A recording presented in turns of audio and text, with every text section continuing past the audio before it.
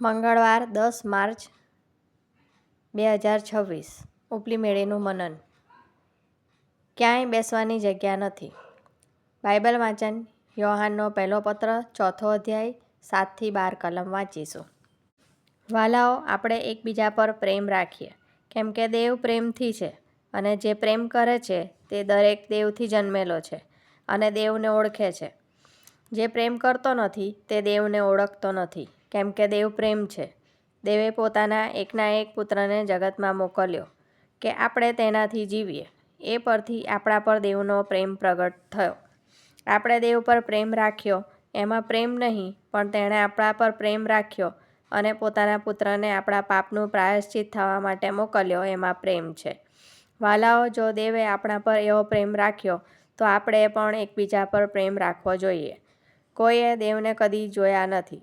જો આપણે એકબીજા પર પ્રેમ રાખીએ તો દેવ આપણામાં રહે છે ને તેનો પ્રેમ આપણામાં સંપૂર્ણ થયેલો છે. આમેન. ત્યારે રાજા તેઓને ઉત્તર આપશે, હું તમને નિશ્ચય કહું છું, આ મારા ભાઈઓમાંના બહુ નાનાઓમાંથી એકને તમે તે કર્યું એટલે તે મને કર્યું. માથી 25 અને 40. જ્યારે મેં હાઈસ્કૂલમાં જવાનું શરૂ કર્યું ત્યારે હું ખૂબ જ શરમાળ હતી અને મારે સ્કૂલમાં કોઈ મિત્રો નહોતા. જ્યારે હું ભોજન કરવા માટે કેફેટેરિયામાં પ્રવેશી અને બેસવા માટે જગ્યા શોધી રહી હતી ત્યારે મને એવું લાગ્યું કે બધા જ અગાઉથી પોતાની મિત્રો સાથે બેસીને હસતા હસતા ભોજનનો આનંદ માણી રહ્યા હતા.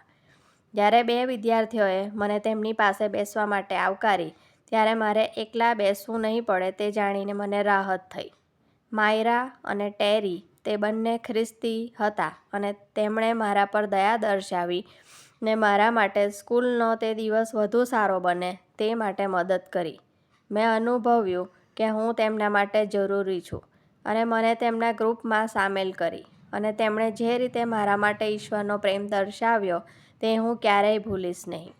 આજે લોકો, ખાસ કરીને જુવાનો, આવી જ પરિસ્થિતિઓનો સામનો કરી રહ્યા છે.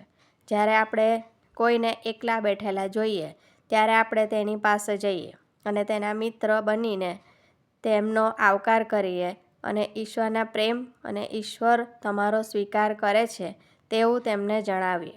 આપણે જે કંઈ કરીએ છીએ તેનો ચોક્કસ પરિણામો હોય છે અને આપણે કરુણાથી કરેલા કાર્યો જીવનોને સારા બનાવી શકે છે.